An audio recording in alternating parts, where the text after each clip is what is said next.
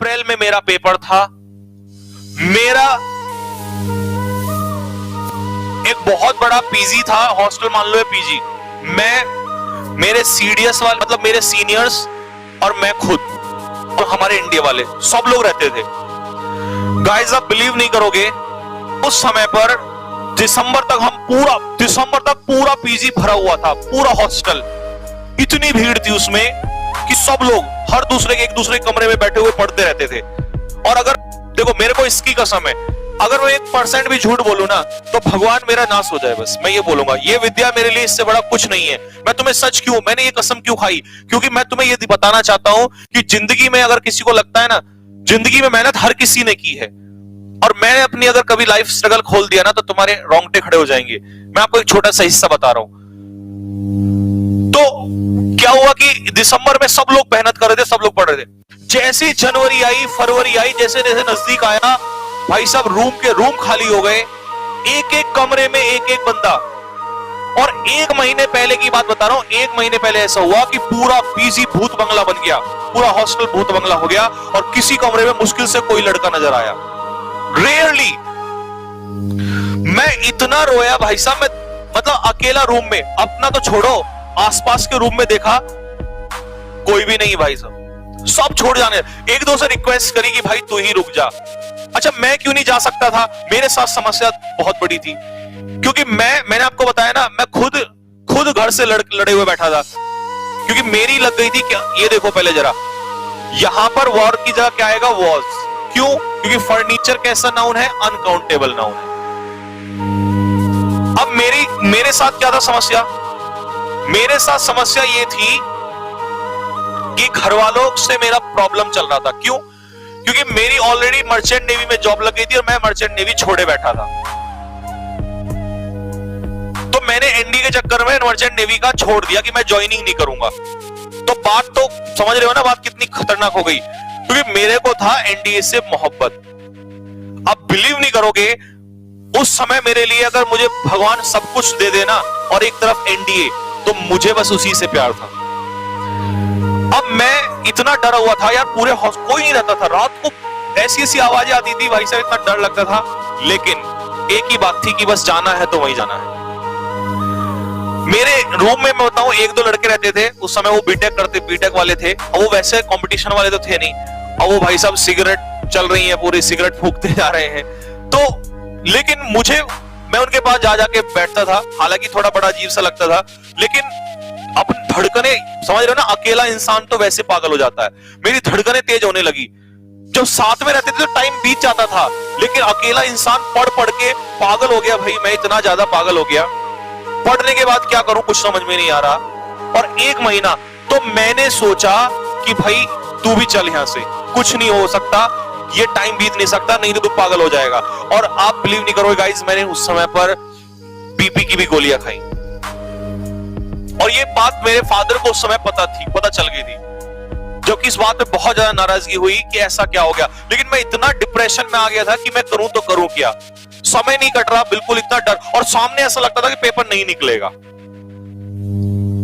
But मुझे एक ही बात उस समय समझ में आती थी कि अगर तू आज ये छोड़ के चला गया, तूने ये छोड़ दिया, तो भाई साहब जिंदगी कभी मौका नहीं देगी वापस।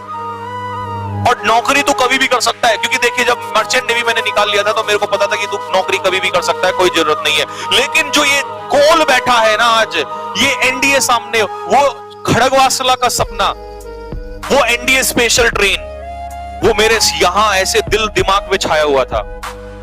और जब भी मैं घर बैग पैक कर लिया, 1-2 बार मैंने किया भी, जैसे मैं बैग पैक करके निकलने की कोशिश करता था, मेरा मन वापस, मैं फिर बैठ के रोता था, नहीं यार तू ऐसा नहीं कर सकता। फिर अपने आप को समझाता, लेकिन अकेला इंसान खुद ही जंग लड़ रहा था। और भाई साहब ऐसा हुआ, मैं एनडीए के अप्रैल के एग्जाम में गया, मेरा वो फर्स्ट एनडीए का अटेम्प्ट था, मुझे आज भी याद है। पहला पेपर मैथ्स का देने बैठा, पसीने छूट गए मेरे, क्योंकि मेरा पहले उस समय मेरा मैथ्स इतना स्ट्रांग नहीं था। मेरे से कुल 30 क्वेश्चन के समथिंग आसपास हो पाए, और उस समय में प्राचीन काल की बात है जब मेरिट बहुत कम जाया करती थी। 30 क्वेश्चन, मैंने कहा भाई तेरा तो गया, तू तो यहां से चला गया। मैंने कहा इतनी मेहनत करी, तेरा तो पहला ही पेपर क्लियर नहीं होगा। मैं इतना ज्यादा डिप्रेशन में, फिर मेरा एक दोस्त वहीं पे मुझे मिला, Vishvendra Kataria. He is major right now from Kanpur, Indian army में मेजर है आज वो मेरा दोस्त बाहर खड़ा हुआ मिला, उसने कहा अरे संजीव व्हाट हैपन। अच्छा वो हिंदी में बोलता था, तो और हिंदी आप समझ रहे हो, कानपुर वो बिल्कुल प्योर वाली, जो लड़ाई में गाली में भी प्यार से बात करे कि हम जूता मार देंगे तुम्हारे, इस टाइप से, मतलब बहुत प्यार में बोलता था। उसने कहा क्या हुआ, मैंने कहा यार सब बर्बाद हो गया। बोला कोई बात नहीं है, अभी धैर्य रख, अभी दूसरा पेपर बाकी है। और मेरे से बिलीव नहीं हो रहा, मेरे हाथों में पसीने में बहुत ज्यादा परेशान, मतलब मैं बता नहीं सकता, मैं खुद ही मन में रो रहा हूं कि यार ये क्या हो गया। और तूने तो इतनी मेहनत, तेरे से अच्छे तो वो लोग थे जो छोड़ के चले गए थे। एक एक रात कैसे काटी, कैसे करके मैं वापस आया, पेपर देने बैठा, हाथों में पसीने आ रहे हैं बहुत ज्यादा, पेपर देना स्टार्ट किया। पता नहीं मेरे को उस समय क्या हुआ, और इसी को कहते हैं कि भगवान भी तभी साथ देता है जब आप लड़ रहे होते हो। पेपर देना स्टार्ट किया, भाई मुझे पता ही नहीं चला। जैसे ही पेपर खत्म हुआ, मैंने सबसे पहले इंग्लिश के क्वेश्चंस चेक किए और उसके बाद जीएस के क्वेश्चन। गाइस आप बिलीव नहीं करोगे, कम से कम 70 प्लस क्वेश्चंस मेरे सही थे, 70 से भी 80 के आसपास समथिंग सही जा रहे थे। मैंने कहा भाई अब शायद चांस हो सकता है, बट बात जो थी ऐसे थी। और जैसे रिजल्ट आया ना, जितनी भी भीड़ वहां पर थी, सिर्फ 2 से 3 लड़कों का सिलेक्शन हुआ, and I was one of them. उस दिन मैं जब कैफे से, हमारे टाइम पे ना कैफे में आधे घंटे का पैसे देके चलते, समझ रहे हो ना, तुम तो आजकल देख लेते हो, हम तो पैसे लेके जाते थे और कैफे वाले से भैया जरा रिजल्ट दिखा देना जरा, इतना एक्साइटमेंट रहता था।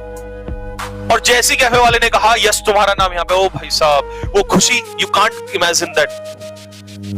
तब मैंने वो दिन मेरी लाइफ का ऐसा दिन था जिसने मुझे ये कह दिया था कि भाई साहब जिंदगी के लड़ने का तरीका ही कुछ और है। तो उस दिन ये बात समझ में आ चुकी थी कि भागने वाले भागेंगे, लेकिन जो इस मुसीबत में भी रुक गया वही जीत हासिल करेगा। उस खुशी को मैं उस दिन बयां कर रहा था। उस दिन मैं सोच रहा था कि यार, सब मेरे दिमाग में चल रहा था कि तू भी अगर भाग जाता तो आज ये खुशी कैसे मिलती, आज ये पेपर कैसे क्रैक होता। और सारे जितने भी, बस मेरे एक दोस्त विश्वेंद्र कटारिया ने क्लियर किया था मेरे साथ, और एक दो दोस्त और, एक और था, बस हम 3 से 4 लोगों ने क्लियर किया, बाकी सब बाहर हो गए थे। तो आप माता पिता के लिए करते हो अच्छी बात है, अरे अपना भी तो जमीर होता है यार, कुछ अपना जमीर भी तो कुछ कोई चीज होती है।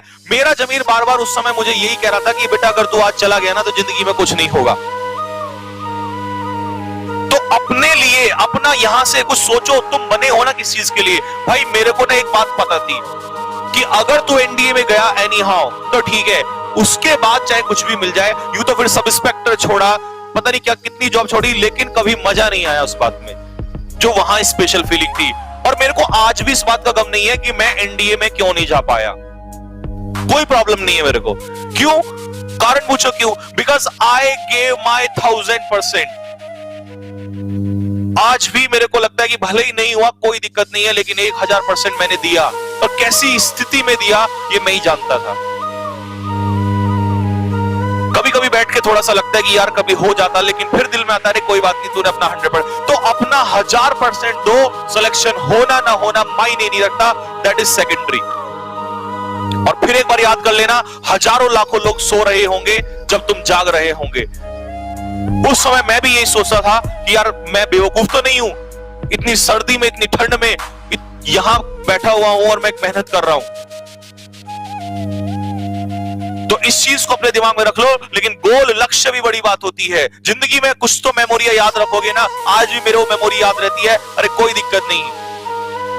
और जितने भी लोग आज आर्मी में है ना, जितने भी लोग आज फौज में है या किसी भी डिपार्टमेंट में है, मैं जॉब छोड़ के बैठा हूं कोई बात नहीं है, लेकिन दे ऑल रेस्पेक्ट मी। भले ही आज मेरे सीनियर्स मेजर हो, लेफ्टिनेंट कर्नल हो या कर्नल हो, but they respect me.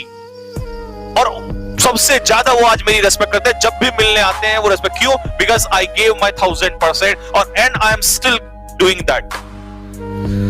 So guys, एक ही बात मैं आप लोगों के लिए बोल रहा हूं कि अपना जिंदगी में कुछ एक ड्रीम पालो, उस ड्रीम के लिए मेहनत करो।